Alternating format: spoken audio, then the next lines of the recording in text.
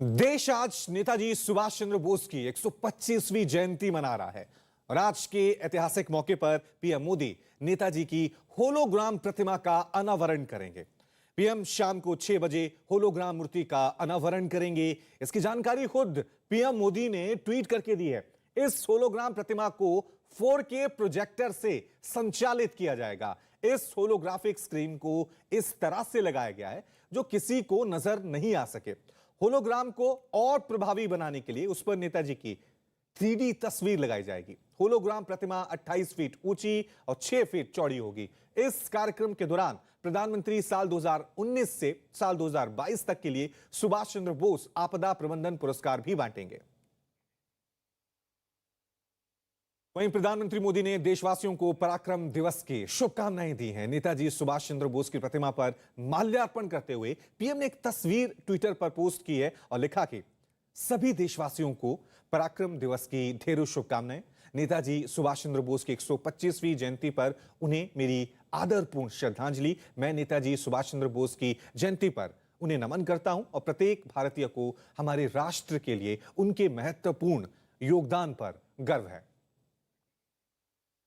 वहीं राष्ट्रपति रामनाथ कोविंद ने भी नेताजी की 125वीं जयंती पर ट्वीट किया है और लिखा है कि नेताजी सुभाष चंद्र बोस की 125वीं जयंती पर भारत कृतज्ञता पूर्वक श्रद्धांजलि देता है। स्वतंत्र भारत के विचार के प्रति अपनी उग्र प्रतिबद्धता को पूरा करने के लिए उन्होंने जो साहसी कदम उठाए, आजाद हिंद उन्हें एक राष्ट्रीय प्रतीक बनाते हैं। उनके आदर्श और बलिदान हर भारतीय को हमेशा प्रेरित करते रहेंगे।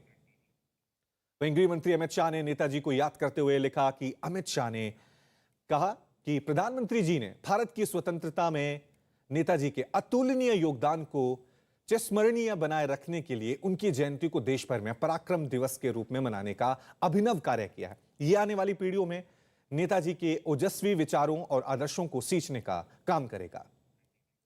यूपी के सीएम योगी आदित्यनाथ ने भी नेताजी को भारतीय स्वाधीनता संग्राम का महानायक बताया और ट्वीट कर लिखा कि भारतीय स्वाधीनता संग्राम के महानायक और आजाद हिंद फौज के नेतृत्वकर्ता, तुम मुझे खून दो मैं तुम्हें आजादी दूंगा जैसे अमर स्वाधीनता मंत्र के उद्घोषक नेताजी सुभाष चंद्र बोस की जयंती पराक्रम दिवस पर उन्हें कोटिश नमन। जय हिंद।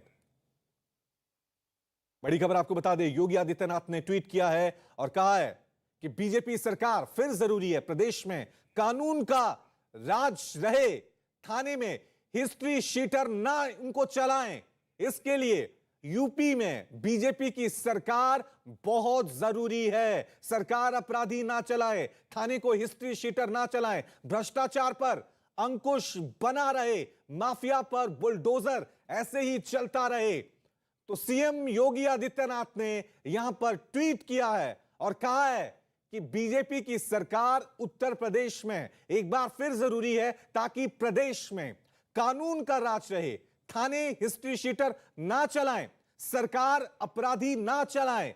सीएम योगी आदित्यनाथ ने कानून व्यवस्था को इस बार विधानसभा चुनाव में बड़ा मुद्दा बनाया है और उसी के तहत उसी कड़ी में सीएम योगी आदित्यनाथ का यह ट्वीट सामने आया है जिसमें सीएम योगी आदित्यनाथ कह रहे हैं कि उत्तर प्रदेश में एक बार फिर बीजेपी की सरकार ही जरूरी है। जरूरी क्यों है?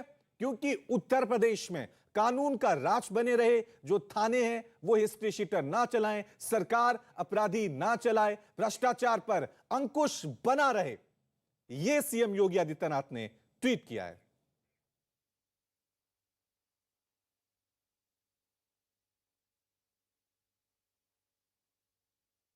तो सीएम योगी आदित्यनाथ ने यह ट्वीट किया है और बड़ा हमला विपक्ष पर बोला है।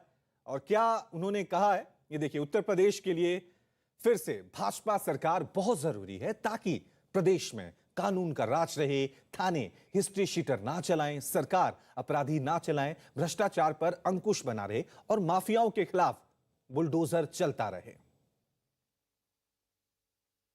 तो आप देख सकते हैं किस तरह से कानून व्यवस्था को लेकर यहां पर बड़ा मुद्दा सीएम योगी आदित्यनाथ ने बनाया है और ट्वीट किया है कि अगर उत्तर प्रदेश में कानून का राज चाहते हैं तो एक बार फिर यूपी में बीजेपी की सरकार जो है वो बहुत जरूरी है। और ट्वीट करते हुए उन्होंने ये कहा है कि अगर थाने हिस्ट्री शीटर ना चलाएं और सरकार में अपराधी ना हो तो बीजेपी बहुत जरूरी है। राकेश त्रिपाठी हमारे साथ जुड़ गए हैं बीजेपी की तरफ से, और समाजवादी पार्टी की तरफ से अनुराग भदौरिया हमारे साथ जुड़ गए हैं। अनुराग जी, सबसे पहले मैं आपसे ही सवाल करता हूं।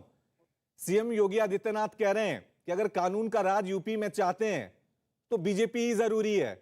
कानून व्यवस्था बड़ा मुद्दा बना रही है बीजेपी इस बार। देखिए, सवाल ये नहीं है। भारतीय जनता पार्टी जो उत्तर प्रदेश के योगी जी हैं, जो कहते हैं वो झूठ बोलते हैं। और ठीक उल्टा समझ लीजिए कि उत्तर प्रदेश में समाजवादी जरूरी है, क्योंकि यहाँ पे किसानों को रौंदा ना जाए, यहाँ पे महिलाओं का चिरहरण ना हो, यहाँ पे थाने में वसूली ना हो, यहाँ भूमाफिया पैदा ना हो जाए, शराब माफिया पैदा ना हो जाए, और माफिया यहाँ खुलेआम क्रिकेट फुटबॉल ना खेलते रहें, और वो उसकी जगह जेलों में होनी चाहिए। लेकिन वहाँ पे जिस तरह से हाथरस की बेटी के साथ अन्याय हुआ, उन्नाव की बेटी के साथ वैसा अन्याय ना हो पाए। जैसे मनीष गुप्ता को पीट पीट के मार डाला गया, वैसा ना हो पाए। सरेआम विवेक तिवारी को गोली मारी गई, वो भी ना हो पाए। महिलाओं को आत्मदाह न करना पड़े न्याय पाने के लिए, बेरोजगारों को लाठियां ना खानी पड़े, और कोविड काल में यहाँ लोगों की ऑक्सीजन की कमी से तरफ से मौतें ना हो। राकेश त्रिपाठी जी भी बने हुए, उनसे आपकी बातों का जवाब लेता हूं। राकेश जी, जवाब दीजिए। नहीं, देखिए, अनुराग भदौरिया जी जिन घटनाओं का उल्लेख करते हैं, उन घटनाओं में पीड़ित के परिजनों से केवल एक बार बात कर ले। मैं तो चुनौती देकर के कह रहा हूं, सरकार की कार्रवाइयों से वो स्वयं संतुष्ट रहे हैं, क्योंकि उत्तर प्रदेश की जनता जानती है कि किस तरह से मुजफ्फरनगर समेत पूरे उत्तर प्रदेश के सभी जिलों में कर्फ्यू लगाने पड़ते थे जब सांप्रदायिक दंगे हुआ करते थे। 600 से ज्यादा सांप्रदायिक दंगे हुए, और जब दंगाइयों को पकड़ने के लिए पुलिस जाया करती थी तो लखनऊ से कैसे मियां जान का फोन जाता था और किस तरह से वो छूट जाया करते थे।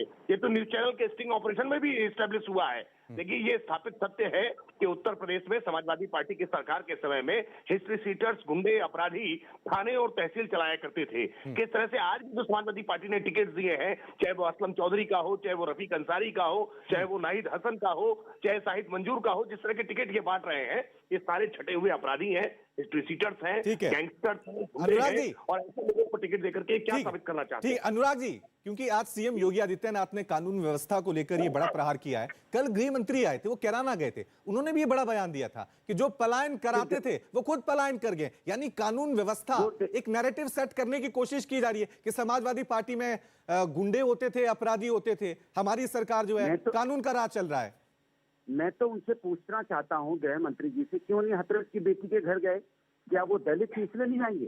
क्या वो देश की, उत्तर प्रदेश की बेटी नहीं थी ना उसके घर पे? क्यों नहीं न्याय दिया उसको? क्यों एडीजी लॉ एंड ऑर्डर उन्हीं के डिपार्टमेंट का हिस्सा है? क्यों अभी तक वो आप अपने कब्जे बना हुआ है? क्यों नहीं गए किसानों को रौंदने वाले के घर, जहाँ किसानों को रौंद दिया गया हो और उसके पिताश्री को देश का गृह राज्य मंत्री बना दिया हो, अपने कैबिनेट में अपने साथ ले लिया हो? ये अवार्ड देते हैं क्या रौंदने वालों को? तो क्या किसान उत्तर प्रदेश के नहीं है? इनको आप चोर, डकैत, मवाली, पता नहीं क्या क्या खालिस्तानी, पाकिस्तानी बोलते हैं, ये पाकिस्तानी है क्या? वो गए उस उन्नाव की बेटी के घर जिसके साथ अन्याय हुआ? क्या गए वो हथरस की बेटी घर जिसका चीरन हुआ? गए वो विवेक? लेकिन अनुराग जी, ये बताइए, पलायन क्या मुद्दा रहेगा उत्तर प्रदेश में? इस चुनावों में पलायन क्या मुद्दा रहेगा, आप मानेंगे? देखिए, भारतीय जनता पार्टी जब जब आएगी तब तब दंगे होंगे। ये दंगाई पार्टी है, इसका काम है दंगा कराना। जैसी सत्ता से हटती है दंगा कराना शुरू कर देती है, दंगा करवाती। क्यों नहीं दंगा अभी इसमें? ठीक है, जवाब लेता हूं राकेश जी। ये दंगाई पार्टी राकेश जी, राकेश जी जवाब दें। मुकदमे वापस लेते हैं इन्होंने, संगीत सॉन्ग के मुकदमे वापस। ठीक है अनुराग जी, राकेश जी से जवाब ले रहा हूं। इन्होंने अपने ठीक, अनुराग जी, ठीक है, मान लिया, ठीक है, चुनावों का वक्त है, भाषण का समय होता है, लेकिन थोड़ी सी समय की कमी। राकेश जी, ये सवाल बनेगा, क्या ये भय बनाने की कोशिश तो नहीं की जा रही है कि हम हैं तभी आप सेफ हैं?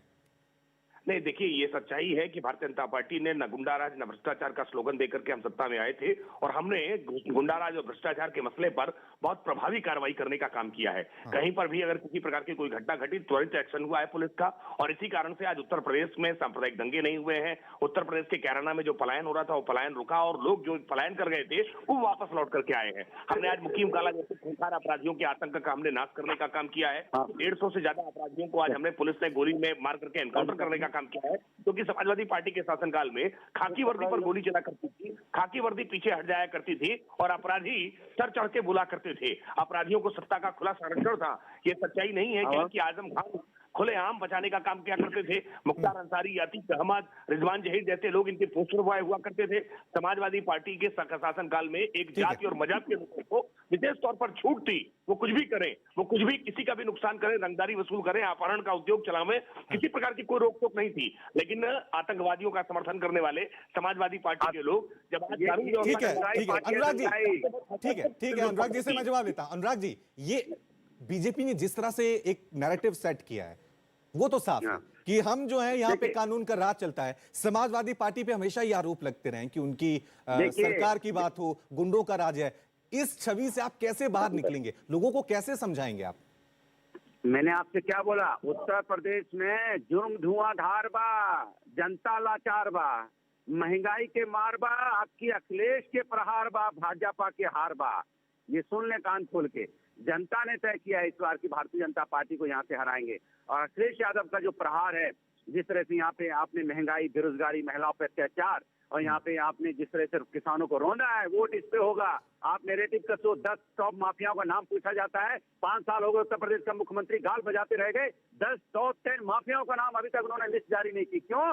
क्योंकि सब बीजेपी माफिया है। क्यों लिस्ट जारी करेंगे? मुख्यमंत्री पे अपराधी मुकदमे, डिप्टी सीएम पे अपराधी मुकदमे, यहाँ पे इनके दंगा भड़काने के जो मुकदमे सब वापस करने वाले लोग हैं। ये दंगाई लोग हैं। ये सत्ता में रहते हैं तो मर्डर करवाते हैं, सत्ता से बाहर जाते हैं तो दंगा करवाते हैं। ये दंगा ही, इनको दंगा से सत्ता पानी है, विकास से नहीं पानी है, रोजगार से नहीं पानी है। ये विकास रोजगार की बात नहीं करते। ये रोने वाले लोग हैं। ऑक्सीजन के तरफ के लोगों की मौतें होगी, कभी इन्होंने इस पर चर्चा की कि हमारे यहाँ लाखों लोगों की मौतें होगी? कैसे हो गई? राकेश जी जवाब दीजिए। राकेश जी जवाब दीजिए। उत्तर प्रदेश की जनता अभी भी जवाहर बाग को भूली नहीं है कि कैसे रामवृक्ष यादव जैसे अपराधियों के खुला संरक्षण समाजवादी पार्टी ने दे रखा था और वो किस प्रकार का अत्याचार मचाता रहा। उत्तर प्रदेश पुलिस के वरिष्ठ पुलिस अधिकारियों की उसने हत्या करने का अपराध किया और समाजवादी पार्टी खुल करके उसका समर्थन कर रही थी। उत्तर प्रदेश की जनता भूली नहीं है कि किस तरह से बाराबंकी हो या शामली हो, मुजफ्फरनगर हो या आजमगढ़ हो, उत्तर प्रदेश का कोई ऐसा जिला नहीं था जहां पर सांप्रदायिक दंगे नहीं हुए हो। उत्तर प्रदेश में अपराधियों की एक पैरेलल सत्ता चला करती थी और अखिलेश यादव जी लाचार रहा करते थे। मैं पूछना चाहता हूं, क्या बुलडोजर उत्तर प्रदेश सरकार के पास उस समय नहीं थे? ये बुलडोजर क्यों निष्क्रिय खड़े थे? आज जब बुलडोजर 1900 करोड़ की संपत्ति पर चलता है तो पीड़ा अखिलेश यादव जी को क्यों होती है? कन्नौज में जब आज दीवार के पीछे से और जमीन के नीचे से नोटों के बंडल बरामद होते हैं तो पीड़ा अखिलेश जी को क्यों होती है? सच्चाई ये है कि इन अपराधियों को, इन हिस्ट्री सीटर्स को, इन गैंगस्टर्स को, इन भ्रष्टाचारियों को समाजवादी पार्टी के कार्यकाल में पढ़ाया गया था और आज जब इन पर कार्रवाई होती है तो अखिलेश यादव जी को बहुत पीड़ा होती है। अनुराग जी, ये सवाल पूछा जाता है कि बुलडोजर आपके टाइम क्यों नहीं थे? उस टाइम इस तरह की तस्वीरें क्यों नहीं देखी जा रही? मैं इनसे पूछना चाहता हूँ, लखीमपुर बुलडोजर गया क्या? वापस ले लो। लखीमपुर बुलडोजर गया क्या? मैं पूछना चाहता हूँ, क्या बुलडोजर जो अपराधी यहाँ पे क्रिकेट खेल रहे थे उनके घर गया क्या? नहीं गया ना बुलडोजर। क्यों नहीं गया? मैं पूछना चाहता हूँ, क्या बुलडोजर रोंदने वालों के घर गया क्या? नहीं गया ना। ये बुलडोजर इनका अपराधियों पे नहीं चलता है। बुलडोजर अपराधी में चलाए तो उत्तर प्रदेश में अपराधी खत्म हो गया होता। अपराधी क्रिकेट थोड़ी खेल रहे होते। अपराधी यहाँ पे जेल के अंदर होते। यहाँ जेल के अंदर कोई चल नहीं है। जेल में मर्डर हो रहा है, रोड पे मर्डर हो रहा है, घरों में मर्डर हो रहा है, मोहल्लों में मर्डर हो रहा है, शहरों में मर्डर हो रहा है, चोरी डकैती, हत्या, लूट मार, ठीक है राकेश जी, आखिर में जवाब, क्योंकि जब भी कानून व्यवस्था का आप लोग बड़ा मुद्दा उठाते हैं तो हाथरस का वो जिक्र करते हैं। कानपुर में एक व्यक्ति पुलिस के हाथों जिसकी मौत हो गई थी उसको उठाते हैं। देखिए, मैं तो बार बार कह रहा हूं कि जिन मसलों को अनुराग भदौरिया या समाजवादी पार्टी के नेता प्रवक्ता उठाते हैं उन घटनाओं में उनके परिजनों से एक बार बात कर लीजिए। उनके परिजन उत्तर प्रदेश में योगी आदित्यनाथ की सरकार की गई कार्रवाई से संतुष्ट हैं। ये बार बार जानबूझ करके 3-4 घटनाओं का उल्लेख करने का काम करते हैं। ऐसे घटनाओं का मैं उल्लेख करूं तो समाजवादी पार्टी के कार्यक्रमों के घटनाओं में जो घटनाएं हुई हैं उसका उल्लेख करने के लिए पूरा दिन बीत जाएगा। लेकिन समाजवादी पार्टी की काली करतूतें छुपने वाली नहीं है कि किस प्रकार से गायत्री प्रजापति बलात्कार करते हैं और एफआईआर दर्ज कराने के लिए। ठीक है राकेश जी, बहुत बहुत शुक्रिया। और अनुराग जी, हमारे साथ बातचीत करने के लिए। तो बीजेपी ने कानून व्यवस्था को इस बार विधानसभा चुनाव में ये बड़ा मुद्दा बनाया। देखना ये जो नैरेटिव सेट करने की कोशिश की जा रही है कि बीजेपी की सरकार है तो यूपी में कानून है, आप सेफ हैं, सुरक्षित हैं, ये कितना कामयाब रहता है। चलिए अब खबरों में आगे बढ़ते हैं। देश 26 जनवरी को 73वां गणतंत्र दिवस समारोह मनाएगी। इस मौके पर राजपथ पर शानदार परेड का आयोजन किया जाएगा। इसकी तैयारी के लिए अब से कुछ देर बाद, और तस्वीरें भी हम आपको दिखा रहे हैं कि फुल ड्रेस रिहर्सल वहां पे शुरू हो गई है, जिसमें राजपथ पर भारत की सैन्य ताकत की एक झलक नजर आ रही है। तो देश के सांस्कृतिक झलक भी थोड़ी देर बाद आपको देखने को मिलेगी। इस दौरान भारत के कई लड़ाकू विमानों का शौर्य भी देखने को मिलेगा। यानी 26 जनवरी से पहले हम आपको वो तस्वीरें दिखा रहे हैं गणतंत्र दिवस की, जो उस दिन नजर आएगी। कुछ देर पहले की ये तस्वीरें हम आपको दिखा रहे हैं कि इस तरह से फुल ड्रेस रिहर्सल राजपथ पर देखने को मिली। इसी तरह 26 जनवरी यानी गणतंत्र दिवस के मौके पर देश के जवान राजपथ पर कदम से कदम मिलाते हुए शानदार परेड का नजारा दिखाएंगे। ये तस्वीरें देखिए फुल ड्रेस रिहर्सल की गणतंत्र दिवस की। 26 जनवरी को देश अपना गणतंत्र दिवस मनाएगा। उससे पहले आप देख सकते हैं कि किस तरह से तैयारियां की जा रही हैं। राजपथ पर फुल ड्रेस रिहर्सल, देश के तमाम ये जवान परेड करते हुए नजर आ रहे हैं। ये हर साल होता है, गणतंत्र दिवस से पहले फुल ड्रेस रिहर्सल की जाती है। सेना की तमाम जितनी भी कॉम्बैट होती हैं, टुकड़ियां होती हैं, वो अपने शौर्य साहस का प्रदर्शन करती है। आधुनिक हथियार देश के वो प्रदर्शित किए जाते हैं। देश की सांस्कृतिक अलग अलग राज्यों की जो झलक होती है वो देखने को मिलती है। इस बार गणतंत्र दिवस पे क्या खास है हम आपको बता भी रहे हैं। 16 सैन्य दल, 17 मिलिट्री यूनिट जो होंगी, सेना की कई कॉम्बैट यूनिफॉर्म में नजर आएंगी। राज्यों, विभागों और सैन्य बलों की 25 झांकियां इस बार देखने को नजर आएगी गणतंत्र दिवस समारोह पर। वहीं इस साल 29 जनवरी को होने वाले बीटिंग द रिट्रीट समारोह में 1950 के बाद पहली बार अबाइड विद मी गाने की धुन को हटा दिया गया है। सेना में भारतीयकरण को बढ़ावा देने की कोशिश के तौर पर अब इस धुन की जगह देशभक्ति से सराबोर हिंदी गीत ऐ मेरे वतन के लोगों की धुन बजाई जाएगी। इस साल के समारोह का समापन सारे जहां से अच्छा की धुन के साथ होगा, जबकि पहले बीटिंग रिट्रीट समारोह अबाइड विद मी की धुन के साथ खत्म होता था। इस साल बीटिंग रिट्रीट में कुल 26 धुनें बजाई जाएंगी। इस बार बीटिंग रिट्रीट में पहली बार 1000 से ज्यादा ड्रोन आजादी के 75 साल को समर्पित एक शो भी करेंगे। 29 जनवरी को बीटिंग द रिट्रीट समारोह जो हर साल मनाया जाता है वो इस साल भी मनाया जाएगा, लेकिन इस बार इसमें एक खास चीज हो रही है। जिस धुन से इस कार्यक्रम का समापन होता था, अबाइड विद मी, इस बार इस धुन को हटा दिया गया है और एक देशभक्ति की धुन जो है उसकी बजाय इस बार बीटिंग द रिट्रीट में आपको सुनाई देगी ऐ मेरे वतन के लोगों। देशभक्ति गाना आपने जो सुना है इसी की धुन सुनाई देगी।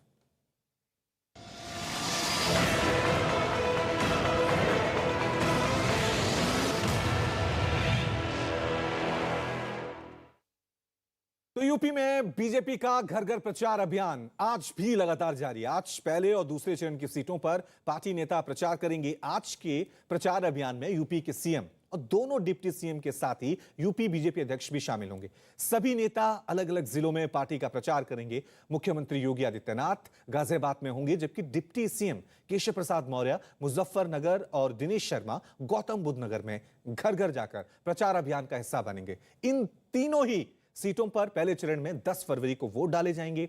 वहीं यूपी बीजेपी अध्यक्ष स्वतंत्र देव सिंह आज सहारनपुर में पार्टी का प्रचार करेंगे। सहारनपुर में दूसरे चरण में 14 फरवरी को वोट डाले जाएंगे। तस्वीरों में आप देख रहे हैं गाजियाबाद में सीएम योगी आदित्यनाथ वहां पर पहुंचे। मुजफ्फरनगर में डिप्टी सीएम केशव प्रसाद मौर्य चुनाव प्रचार करते हुए नजर आएंगे। स्वतंत्र देव सिंह सहारनपुर में आज घर घर जाकर चुनाव प्रचार अभियान में हिस्सा लेंगे। सीएम योगी आदित्यनाथ आज गाजियाबाद में चुनाव प्रचार करेंगे। आज दोपहर 12:30 बजे सीएम योगी गाजियाबाद के साहिबाबाद विधानसभा में घर घर संपर्क अभियान करेंगे। दोपहर 2 बजे गाजियाबाद के नगर निगम ऑडिटोरियम और नेहरू नगर में घर घर प्रचार करेंगे। सीएम योगी आदित्यनाथ आज गाजियाबाद के दौरे पर रहेंगे, क्योंकि चुनाव आयोग ने बड़ी रैलियों रोड शो पे रोक लगाई हुई है, इसलिए सभी नेता घर घर जाकर चुनाव प्रचार में हिस्सा ले रहे हैं। यूपी के मुख्यमंत्री योगी आदित्यनाथ ने समाजवादी पार्टी के चुनावी वादों पर बड़ा हमला किया है। सीएम योगी ने ट्विटर पर लिखा कि जो लोग फ्री में बिजली देने की बात करते हैं, उन्होंने उत्तर प्रदेश को अंधेरे में रखा था। उनके समय में तो अंधेरा ही अंधेरा था, बाकी जो था वो दंगा फसाद और कर्फ्यू पूरा कर देता था। जब बिजली ही नहीं देनी तो फ्री क्या देंगे?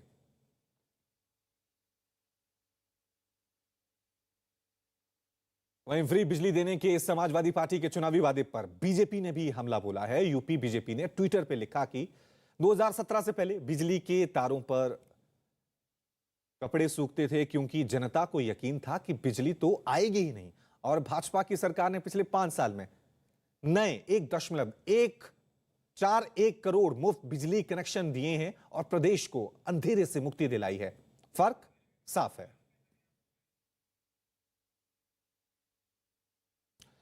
वहीं कैराना में पलायन पीड़ित परिवारों से मुलाकात के बाद मेरठ पहुंचे अमित शाह ने अखिलेश यादव पर जमकर हमला बोला। इस दौरान उन्होंने अखिलेश सरकार की जमकर कमियां गिनाई और अखिलेश पर जमकर निशाना साधा है।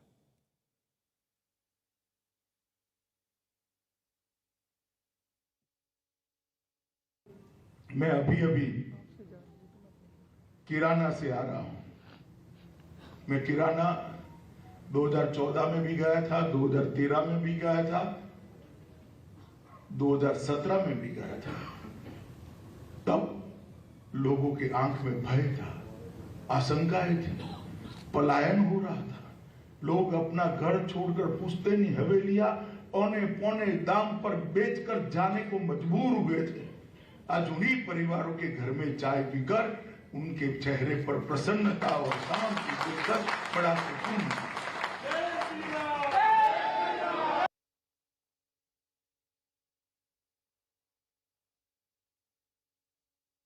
अखिलेश बाबू, आपके 5 साल में जो हुआ है गुना 5 कर जरा हिसाब मिला दीजिए, नहीं होगा। आप क्या विकास की बात कर रहे हो? विकास आप नहीं कर सकते हो। जो जाति की राजनीति करते हैं, जो तुष्टीकरण की राजनीति करते हैं, वोट बैंक के लिए माफिया और गुंडाओं को खुले छूट मिलती है, वो लोग विकास नहीं कर सकते। मित्रों, कोरोना जब आया, मेरे डिपार्टमेंट ही इसका रिव्यू कर रहा था। मैं अभी लगातार वीडियो कॉन्फ्रेंस कर रहा था। मैं सबके सामने कहना चाहता हूं कि सबसे ज्यादा भय मुझे उत्तर प्रदेश का था, क्योंकि अभी उत्तर प्रदेश में इंफ्रास्ट्रक्चर, हेल्थ इंफ्रास्ट्रक्चर इतना मजबूत नहीं था। प्रत्याशी मत देखिएगा, विधानसभा मत देखिए, कौन मंत्री कौन मुख्यमंत्री मत देखिए, मोदी जी के सामने देखिए, भारत माता का मानचित्र नजर के सामने रखिए और कमर पर थप्पा लगाकर भारत माता की। मोदी जी देश के प्रधानमंत्री बने 5 अगस्त 2019 को एक ऐतिहासिक बिल लेकर मैं संसद के सामने गया, धारा 370 को समाप्त करने का। 35A को समाप्त कर। आप मुझे बताइए, कश्मीर देश का अभिन्न अंग बनना चाहिए या नहीं बनना चाहिए? बनना चाहिए या नहीं बनना चाहिए? अब ये सपा बसपा कांग्रेस को पूछेगा, आपका वोट कहां था उस दिन और क्यों था? सपा बसपा कांग्रेस ने धारा 370 हटाने के खिलाफ वोट दिया क्योंकि उनको अपनी वोट बैंक प्यारी थी। हमने धारा 370 को उखाड़कर फेंक दिया क्योंकि हमें भारत माता। गोली किसने चलाई थी? कार सेवकों पर गोली किसने चलाई? डंडे किसने लगाए? छोड़िए, सब जानते हैं। मैं तो अखिलेश जी को पूछ रहा हूं। भारतीय जनता पार्टी की सरकार 18 बड़ी योजनाएं लेकर आई है। जो योजनाएं चालू हो गई है, 60 साल से लटकी थी। 4 का तो भूमि पूजन नेहरू जी ने किया था, ये राहुल बाबा उनकी चौथी पीढ़ी है, मगर योजना पूरी नहीं हुई थी। मोदी जी ने सब योजनाओं को चालू किया है। वहीं कैराना से बीजेपी ने एक बार फिर मृगांका सिंह को टिकट दिया है। मृगांका ने इकरा हसन के उलट पलायन को कैराना का सबसे बड़ा मुद्दा बताया। पलायन मुद्दा है क्योंकि पहले आपने 2017 के चुनाव में भी ये मुद्दा उठा था खूब, और अब फिर से इसकी चर्चाएं हो रही हैं। पलायन तो अब अपराधियों का हुआ है पिछले 5 वर्षों में। जब से भारतीय जनता पार्टी की सरकार 2017 में बनी है और योगी जी के कुशल नेतृत्व में यहाँ पर जो उन्होंने एक ज़ीरो टॉलरेंस का व्यवहार किया है, तो पलायन अपराधियों का कैराना से हो चुका है। लेकिन जो आपके प्रतिद्वंदी हैं, जो हसन फैमिली है, अभी हम इकरा हसन से बात कर रहे थे, नाहिद हसन जेल में है, वो कह रही हैं कि पलायन हुआ ही नहीं, कुछ लोग आर्थिक मजबूती के लिए गए थे, वो इसको खारिज करती हैं। ये तो आप स्वयं भी जांच कर सकते हैं यहाँ पर कैराना शहर में घूमकर, यहाँ के गांव में घूमकर, कि यहाँ पर लोग अंधेरे के बाद शाम होते ही अपने घरों से बाहर निकलकर सुरक्षित महसूस नहीं कर सकते थे। गांव से कोई व्यक्ति अगर शहर आया हो तो वो गांव लौटने में संकोच करता था कि कहीं उसकी राहजनी ना हो जाए, उसके साथ लूटपाट ना हो जाए या हत्या ना हो जाए। मैम ये बताइए कि वो कह रहे हैं कि आप ध्रुवीकरण करना चाहते हैं पलायन के मुद्दे के बहाने, इसको कैसे काउंटर करेंगे? देखिए, सरकार भारतीय जनता पार्टी का नारा है सबका साथ, सबका विकास और सबका विश्वास, तो इसमें कोई और बात तो है ही नहीं। वहीं बीजेपी के वरिष्ठ नेता लक्ष्मीकांत वाजपेयी ने न्यूज 18 से बातचीत में दावा किया कि यूपी में एक बार फिर से योगी सरकार आ रही है। केंद्रीय गृह मंत्री अमित शाह पश्चिमी उत्तर प्रदेश को मथ रहे हैं। आज वो कैराना पहुंचे और मेरठ भी आए। मेरठ से उन्होंने साफ संदेश पश्चिमी उत्तर प्रदेश के मतदाताओं को देने की कोशिश की है कि पश्चिमी उत्तर प्रदेश के मतदाता भाजपा की नीतियों और भाजपा की योजनाओं को ध्यान में रखकर वोट दें। हमारे साथ खास बातचीत के लिए मौजूद हैं डॉक्टर लक्ष्मीकांत वाजपेयी जी। स्वागत है आपका न्यूज 18 पर। सर, क्या कहेंगे, आज पश्चिमी उत्तर प्रदेश से, मेरठ से, क्रांति की धरती से क्या संदेश दिया अमित शाह ने? उन्होंने योजनाओं के बारे में जानकारी नहीं दी, जानकारी देने में सफलता हासिल की है। 5 साल की बसपा की सरकार और सपा की सरकारें जो पिछले दिनों रही हैं, उनके कार्यकाल में जनता से जुड़े हुए बिंदुओं पर हुए काम और अपने 5 साल के योगी सरकार के काम जो केंद्र की मोदी सरकार के समर्थन से हुए, उसके बारे में विस्तार से तुलनात्मक विवरण देने का काम किया। और प्रबुद्ध जनों की बैठक में इसलिए किया कि प्रबुद्ध जन ओपिनियन मेकर होते हैं, ये ओपिनियन बनाएंगे और जनता में हमारा विश्वास बढ़ेगा। कैराना में उन्होंने बोला कि पलायन करने वाले पलायन कर गए, इसका क्या मैसेज है? साफ तौर पर मैसेज है कि रहना होगा तो कानून के हिसाब से, और कानून के हिसाब से नहीं रहना तो कम से कम उत्तर प्रदेश की सीमा खाली कर दो। डॉक्टर साहब, अभी मेरठ में अमित शाह जी ने बोला कि आप ये मत देखिए कि विधानसभा में प्रत्याशी कौन है, मुख्यमंत्री कौन है, और सिर्फ भारत माता की तस्वीर। कायदे की बात है। कमल का फूल हमारा मुख्यमंत्री, कमल का फूल हमारा विधायक, कमल का फूल हमारी सरकार। वहीं यूपी बीजेपी अध्यक्ष स्वतंत्र देव सिंह ने ट्वीट कर कहा है कि पश्चिमी यूपी में 80 बनाम 20 का चुनाव है। 80% चौधरी चरण सिंह के अनुयायी हैं और 20% जिन्ना के अनुयायी हैं। स्वतंत्र देव सिंह ने अपने ट्वीट में लिखा कि पश्चिम यूपी में भी 80 बनाम 20 का चुनाव है। 80% चौधरी चरण सिंह जी के अनुयायी बनाम 20% जिन्ना के अनुयायी हैं।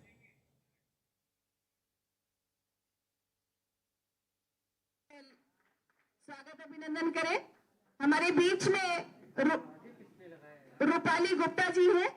मैं उनसे निवेदन करती हूं कि वो प्रियंका। तो आप देख सकते हैं यहां पर बीजेपी की प्रेस कॉन्फ्रेंस चल रही है और इस प्रेस कॉन्फ्रेंस में बीजेपी की सभी महिला नेता जो हैं वो मौजूद हैं। रायबरेली से अदिति सिंह तस्वीरों में आप देख सकते हैं बीजेपी की तरफ से इस बार चुनाव लड़ने जा रही हैं।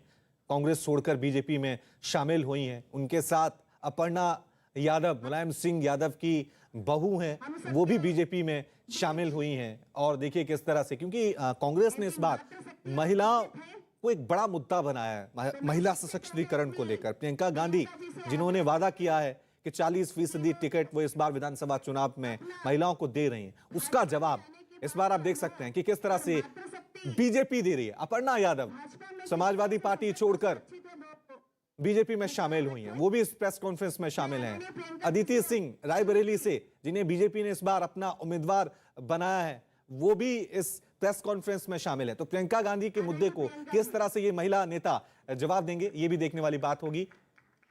तो यूपी बीजेपी महिलाओं की ये प्रेस कॉन्फ्रेंस। मेरी तरफ से नमस्कार।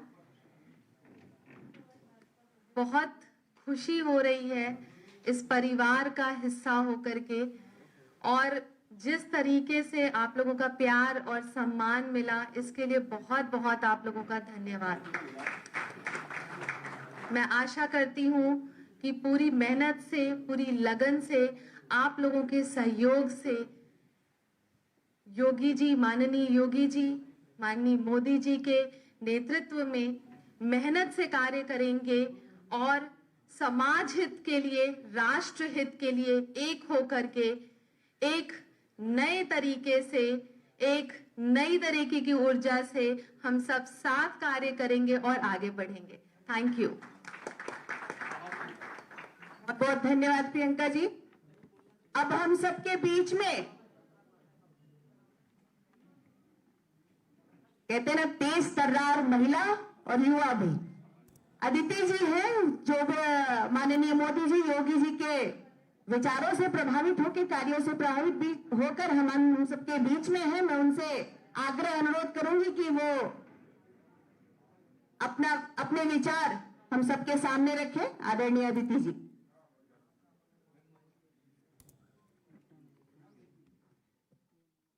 आज सुभाष चंद्र बोस जी की जयंती पे यहाँ उपस्थित तो आप देख सकते हैं किस तरह से एवं सम्मानित मंच, आप सभी को सादर नमस्कार and a very good morning to all of you. इस प्रेस कॉन्फ्रेंस में आने के लिए बहुत बहुत धन्यवाद। जैसे हमारे बीच में जो मंच है, सभी बहुत ही तेज तर्रार महिलाएं हमारे साथ बैठी हुई हैं and I want to take this opportunity to specially welcome Shrimati Aparna Yadav ji into the BJP fold and family and Priyanka Maurya ji, आप सबका तहे दिल से स्वागत है। जैसे आप सब जानते हैं, कुछ टाइम पहले मैंने खुद भारतीय जनता पार्टी की सदस्यता ग्रहण करी है और अब मैं रायबरेली सदर से चुनाव लड़ने जा रही हूँ। और अगर बात महिलाओं की करें तो अमूमन मैं क्षेत्र में भी यही कहती हूँ, आज भी यही कहूंगी कि बीजेपी की जो भी योजनाएं रही हैं, जो पॉलिसीज रही हैं, चाहे वो उज्ज्वला योजना हो, चाहे वो इज्जत घर जो बने हैं, चाहे वो जो कॉलोनीज आ रही हैं, महिलाओं के नाम पे आ रही हैं, चाहे वो डबल राशन की योजना हो, जो अब आज की तारीख में हमारे सभी ग्रामीणों को 80% लोगों को निःशुल्क राशन मिल रहा है महीने में 2 बार, चाहे वो जो भी योजना हो। मैंने देखा है कि इससे ज्यादा महिला सेंट्रिक योजनाएं कभी भी किसी सरकार ने नहीं दी है। सारी योजनाएं जो है, 80% योजनाएं जो है, मैं मानती हूँ वो महिलाओं के हित में बनाई जा रही है। यही सारी चीजें मैं क्षेत्र में भी अपने लोगों को समझाती हूँ, वो इस चीज से बिल्कुल संतुष्ट हैं। चाहे वो सुरक्षा की दृष्टि से देखा जाए, आज की तारीख में जितना मैं खुद एक महिला हूँ और खुद महिलाओं के बीच रहती हूँ, महिलाओं के आशीर्वाद से विधायक बन के सदर से रायबरेली को रिप्रेजेंट करती हूँ, और अधिकतर जो हमारी योजनाएं हैं वो महिलाओं के लिए हैं और जो डायरेक्ट उनके खाते में पैसा पहुंच रहा है, चाहे वो पेंशन योजना हो, आप सबको पता है कि 500 से लेके 1000 कर दिया गया है हमारा पेंशन स्कीम, चाहे वो श्रमिक कार्ड धारकों के लिए जो योजना है, जो पैसे सीधे उनके खाते में जा रहे हैं, महिलाओं को एक अलग सम्मान दिया है सरकार ने। खुद एक महिला होने के नाते और ज्यादातर मैं इंटरेक्शन अपने क्षेत्र में भी महिलाओं से करती हूँ। इन सब के लिए हम बहुत आभारी हैं, इन सब से हम बहुत प्रभावित हैं और खुद एक महिला विधायक होने के नाते इस सारी योजनाओं के लिए मैं आदरणीय प्रधानमंत्री जी को, आदरणीय मुख्यमंत्री जी को तहे दिल से धन्यवाद कहना चाहती हूँ। बहुत बहुत धन्यवाद। जय हिंद। बहुत बहुत धन्यवाद अदिति जी। उन्होंने बताया कि मोदी जी और योगी जी ने जितना महिलाओं किया है और किस तरह से वो हमारी नीतियों से प्रभावित होकर हम सबके बीच हैं। अब मैं आदरणीय अपर्णा जी से अनुरोध करती हूं कि वो हम सबके बीच में अपने विचार साझा करें। आदरणीय अपर्णा जी, एक बार स्वागत करेंगे भाजपा परिवार में हम सबके बीच में। भारत माता की, भारत माता की, वंदे वंदे वंदे। सर्वप्रथम मैं आदरणीय अर्चना मिश्रा जी का, जो प्रदेश की महामंत्री हैं, प्रदेश की मंत्री हैं, आदरणीय संयुक्ता भाटिया जी का, जो लखनऊ की महापौर हैं, आदरणीय श्रीमती आदिति सिंह जी का, जो विधायिका हैं रायबरेली से, श्रीमती प्रियंका मौर्य जी का, जिन्होंने भाजपा ज्वाइन करी है अभी, आदरणीय श्री गोविंद शुक्ला जी का, जो प्रदेश महामंत्री हैं, और आदरणीय श्री मनीष दीक्षित जी जो मीडिया के प्रभारी हैं, और सीता नेगी जी का भी, जिन्होंने मेरा स्वागत किया, बहुत बहुत धन्यवाद। आप सभी मीडिया बंधुओं का बहुत बहुत धन्यवाद। मैं एक ही बात कहना चाहती हूँ कि आदरणीय प्रधानमंत्री श्री नरेंद्र मोदी जी एवं हमारे प्रदेश के यशस्वी मुख्यमंत्री श्री योगी आदित्यनाथ जी का मैं बहुत बहुत धन्यवाद देती हूँ कि उन्होंने मुझे इस पार्टी का हिस्सा बनने का एक मौका दिया। और सबसे बड़ी बात, मैं आपसे उस दिन भी जिस दिन मैंने ज्वाइन करी थी पार्टी, मैं आज भी वही बात कहना चाहती हूँ कि मैंने इस पार्टी को राष्ट्रवाद की वजह से चुना है। और मैं बताना चाहती हूँ कि आज संयोग से नेताजी सुभाष चंद्र बोस का बहुत बड़ा दिन है। मैं कहना चाहती हूँ इस बात को कि विचार आगे चलता है और उसके पीछे मनुष्य चलता है, क्योंकि मेरा ये मानना है कि मनुष्य तो नश्वर है मगर विचार कभी मरता नहीं। शंकराचार्य जी ने ये बात बोली कि जब बहुत द्वंद्व, बहुत भीषणता, ऐसा एक समय आ जाए जब आपका मन स्थिर ना हो, आपका समाज स्थिर ना हो, तो क्या दिशा दे सकता है? किम औषधि? उनसे पूछा गया तो उन्होंने बताया विचार औषधि। और मैं ये गर्व के साथ बोलना चाहती हूँ कि भारतीय जनता पार्टी वो पार्टी है जिसने इस देश को बचाया है, इसके संस्कारों को पोषित किया है, इसके संस्कार को बिल्कुल सिंचित करके आगे बढ़ाया है। मैं एक नए भारत का निर्माण के लिए आदरणीय प्रधानमंत्री जी के साथ बढ़ना चाहती हूँ। इस नए भारत में आदरणीय योगी जी के साथ मैं चाहती हूँ कि मुझे भी रंग भरने का अवसर मिले। और मैं फिर से अपने इस भाजपा प्रदेश कार्यालय का बहुत बहुत तहे दिल से धन्यवाद देना चाहती हूँ कि उन्होंने मुझे यहाँ पर इतना वार्म वेलकम दिया। आप सभी मीडिया बंधुओं का भी बहुत बहुत फिर से मैं धन्यवाद देना चाहती हूँ। और फिर से ये बात कहूंगी कि हम सब इस पार्टी से राष्ट्रवादिता की वजह से जुड़े हैं। हमारा लक्ष्य राष्ट्र को बचाना है। हमें फिर से अगर कुछ भी अच्छा करना है अपने इस राष्ट्र के लिए तो भाजपा सरकार को हमें पूरे दम से लाना पड़ेगा उत्तर प्रदेश में। जय हिंद, जय भारत।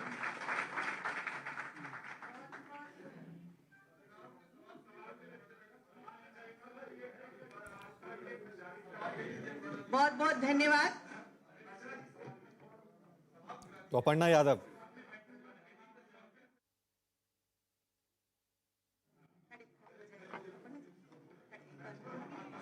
अपर्णा यादव को आप सुन रहे थे। इसमें वो कह रही हैं कि वो बीजेपी में राष्ट्रवाद की भावना की वजह से जुड़ी हैं। आप देख सकते हैं बीजेपी की ये महिला ब्रिगेड अदिति सिंह जो रायबरेली से बीजेपी की तरफ से चुनाव लड़ रही हैं, हाल ही में उन्होंने कांग्रेस को अलविदा कहा है, कांग्रेस का दामन छोड़कर बीजेपी का दामन थामा है। प्रियंका मौर्य ये भी कांग्रेस को छोड़कर इसमें शामिल हुई हैं। अपर्णा यादव समाजवादी पार्टी को छोड़कर बीजेपी में शामिल हुई हैं और आज उन्होंने ये स्पष्ट किया कि आखिरकार उन्होंने बीजेपी क्यों ज्वाइन की। उन्होंने कहा कि मेरे मन में एक द्वंद्व चल रहा था, लगातार ये विचार चल रहा था, तो उसके बाद मैंने राष्ट्रवाद की भावना के पीछे मोदी सरकार की योजनाओं से प्रेरित होकर बीजेपी ज्वाइन की है। आज उन्होंने कहा कि बीजेपी राष्ट्रवाद की पार्टी है और राष्ट्रवाद की पार्टी ही मैंने ज्वाइन की है, राष्ट्रवाद की भावना की वजह से मैंने बीजेपी को ज्वाइन किया है। वहीं अदिति सिंह जो रायबरेली से बीजेपी की विधायक हैं, वो भी क्योंकि हाल ही में बीजेपी में शामिल हुई हैं, उन्होंने कहा कि जिस तरह से मोदी सरकार, बीजेपी सरकार महिलाओं के उत्थान के लिए, सशक्तिकरण के लिए काम कर रही है, उनसे प्रेरित होकर मैंने बीजेपी का दामन थामा है। प्रियंका मौर्य जो किसी वक्त कांग्रेस की पोस्टर गर्ल होती थी, वो भी बीजेपी में शामिल हुई हैं। तो प्रियंका गांधी को एक तरह से बीजेपी की तरफ से ये जवाब दिया जा रहा है। तमाम महिला ब्रिगेड जो हाल ही में बीजेपी में शामिल हुई हैं। अपर्णा यादव समाजवादी पार्टी को छोड़कर बीजेपी में शामिल हुए हैं। अदिति सिंह कांग्रेस को छोड़कर बीजेपी में शामिल हुए हैं। प्रियंका मौर्य जो एक वक्त कांग्रेस की पोस्टर गर्ल होती थी, वो भी बीजेपी में शामिल हुए हैं। और सभी जितने भी ये महिला नेता हैं, उन्होंने कहा कि हम राष्ट्रवाद की भावना को देखते हुए बीजेपी में शामिल हुए हैं।